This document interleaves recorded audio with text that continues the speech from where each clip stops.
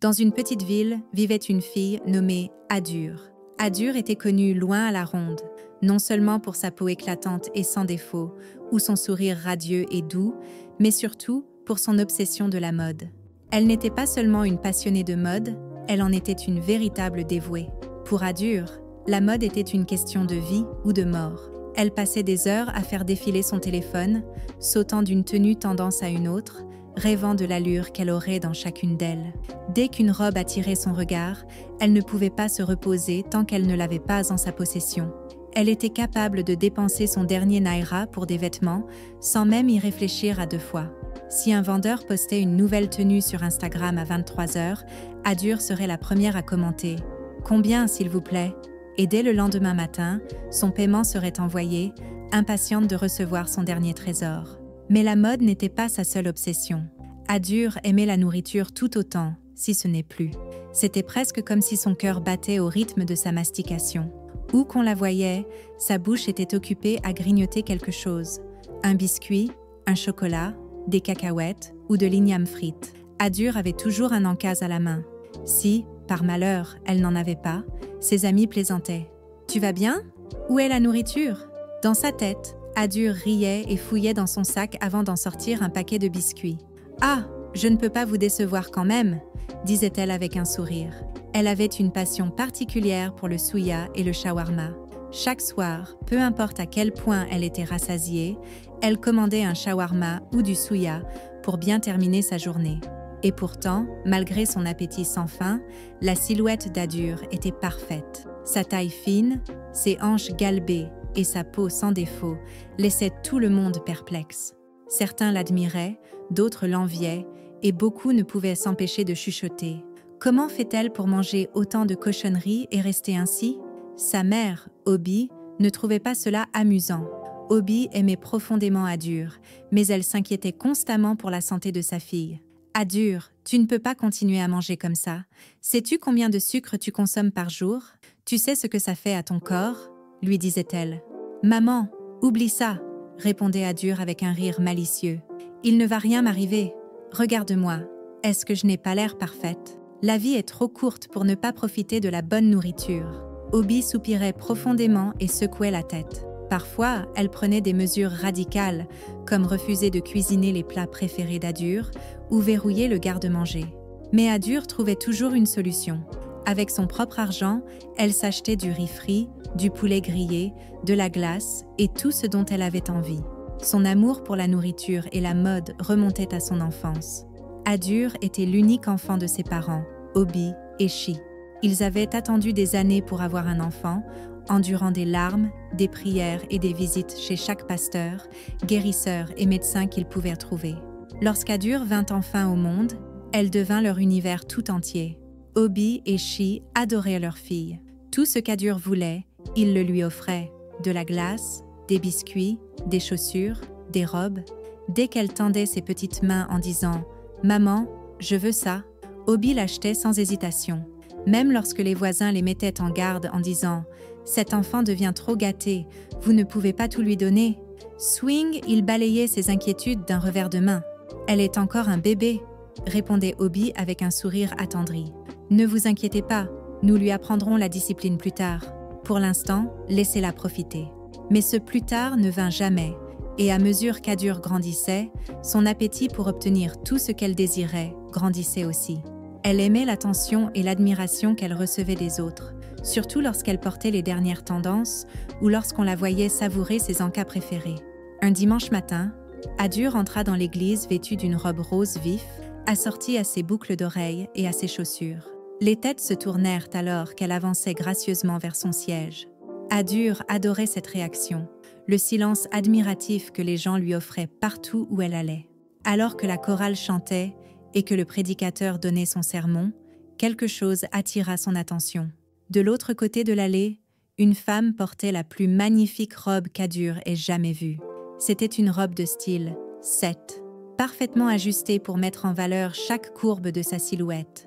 Le design était d'une finesse exquise, avec des motifs de dentelle sur le buste et une jupe fluide qui scintillait sous la lumière.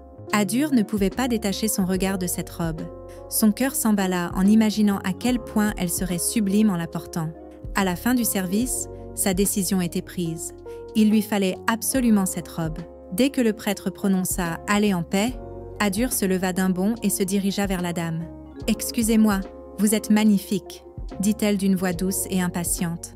La dame se tourna vers elle avec un sourire chaleureux. « Oh, merci beaucoup. Je n'ai pas pu m'empêcher d'admirer votre robe, » continua Adur. « Où l'avez-vous achetée ? Je n'ai jamais rien vu de tel. » La dame rit doucement. « Mon tailleur l'a faite pour moi. On l'appelle la robe 7. »« Waouh, elle est splendide !» s'enthousiasma Adur. « Combien vous a-t-elle coûté ?»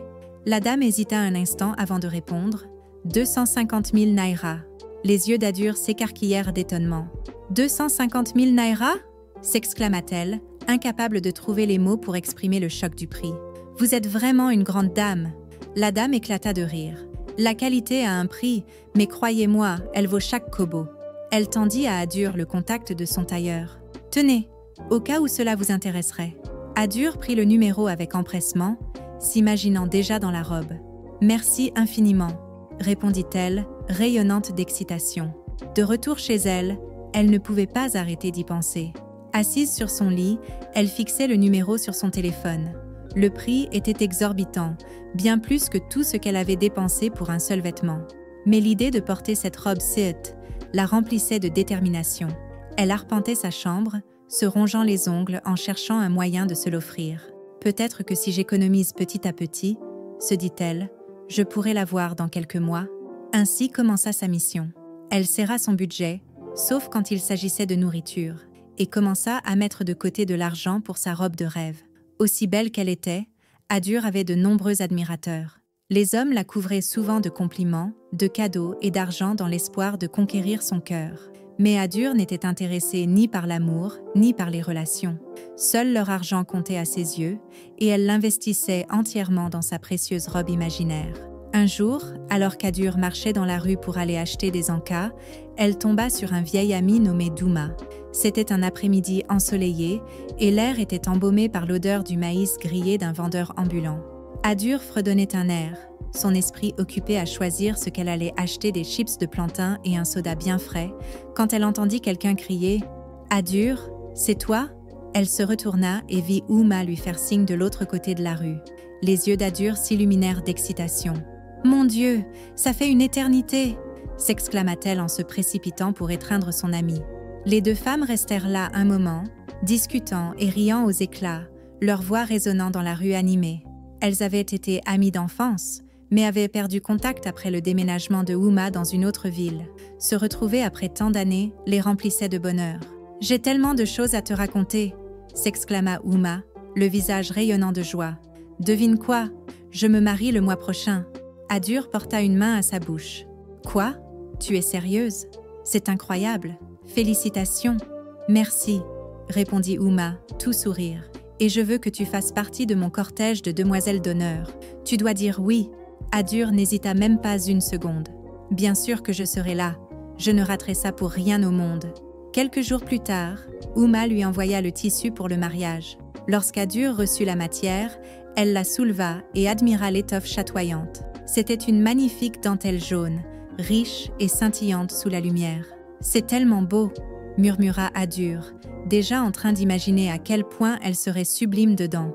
Puis, une pensée l'assaillit. « C'est ça !» se dit-elle, « l'occasion parfaite pour porter ma robe Seat. » Son cœur s'accéléra lorsqu'elle réalisa que ses économies étaient enfin complètes. Sans perdre une seconde, Adur contacta la couturière dont elle avait obtenu le numéro des mois auparavant. Elle prit rendez-vous et se rendit à l'atelier dès le lendemain avec son tissu Asoebi.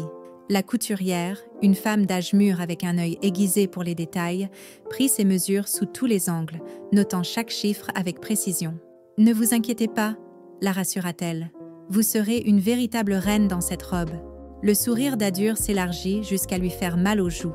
Elle quitta la boutique avec la sensation d'être déjà la star du mariage. Quelques jours plus tard, la couturière l'appela pour lui annoncer que la robe était prête pour un premier essayage. Quand Adur arriva à l'atelier et aperçut la robe, elle en resta sans voix. C'était tout ce dont elle avait rêvé, et même plus encore. Le tissu Seat épousait sa taille à la perfection, tandis que les détails en dentelle scintillaient avec une élégance exquise. Elle enfila la robe et se tourna vers le miroir, incapable de détourner le regard. « C'est parfait », murmura-t-elle en caressant le tissu du bout des doigts. Après quelques ajustements mineurs, la robe était prête. Adur avait hâte de la porter au mariage. Les jours suivants furent consacrés à trouver les accessoires parfaits, des boucles d'oreilles dorées, un sac brillant et des talons vertigineux. Elle prit même rendez-vous au salon de coiffure pour la matinée du mariage. Enfin, le grand jour arriva.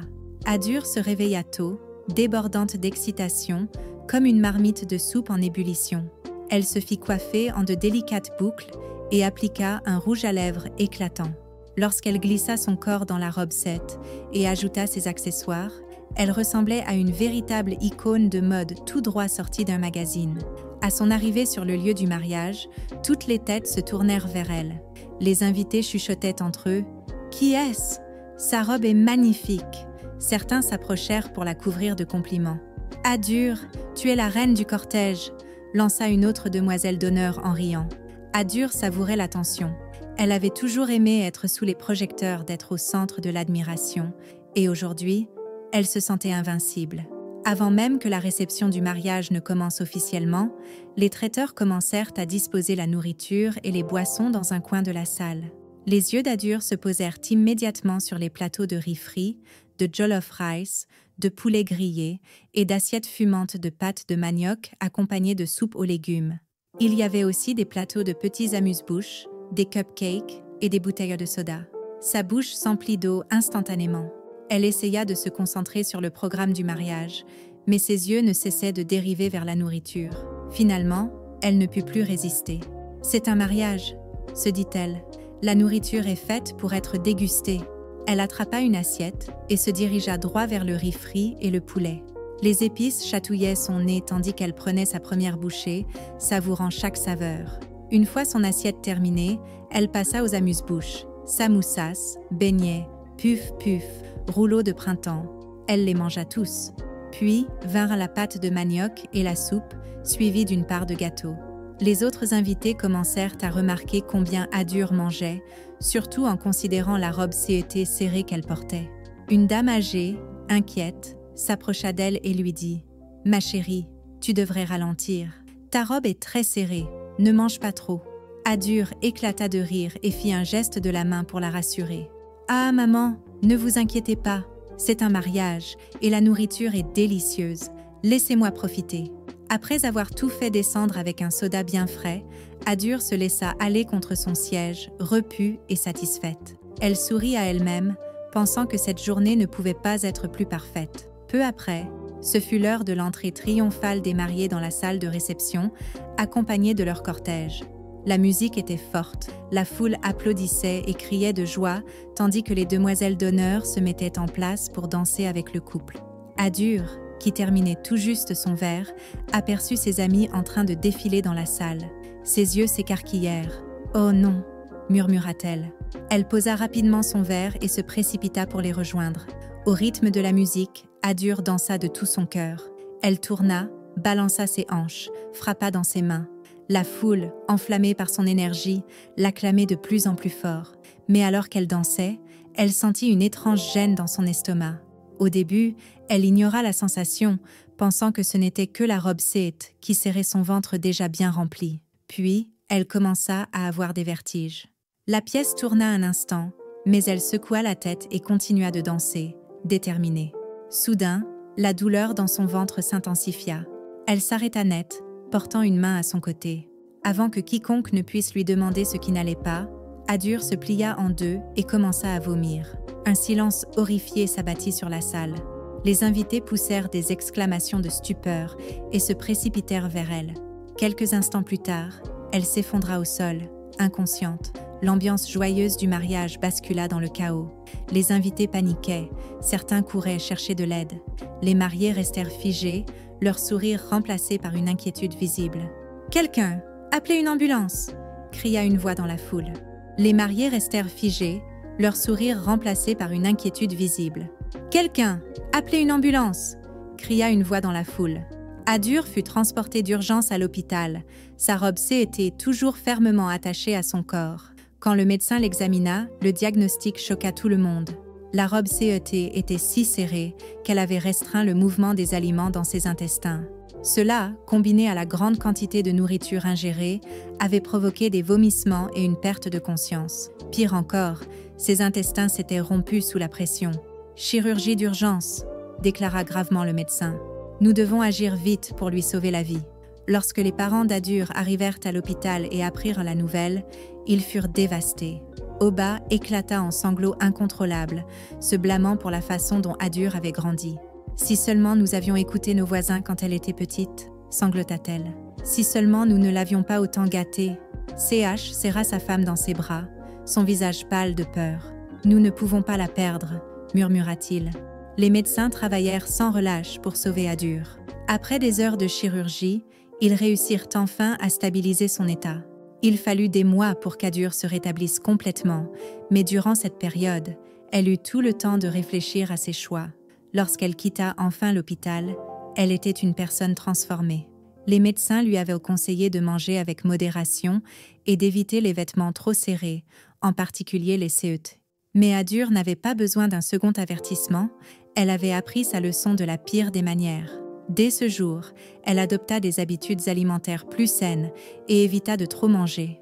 Jamais elle n'osa oublier sa terrible expérience avec cette robe maudite et les dangers de la gourmandise excessive. C'est ainsi que s'achève notre histoire. Si vous avez aimé cette histoire et que vous l'avez suivie jusqu'au bout, ne faites pas de cette visite votre dernière sur ma chaîne. Abonnez-vous, likez, partagez vos pensées dans les commentaires et envoyez mes vidéos à vos proches. On se retrouve très bientôt pour une nouvelle histoire. À bientôt.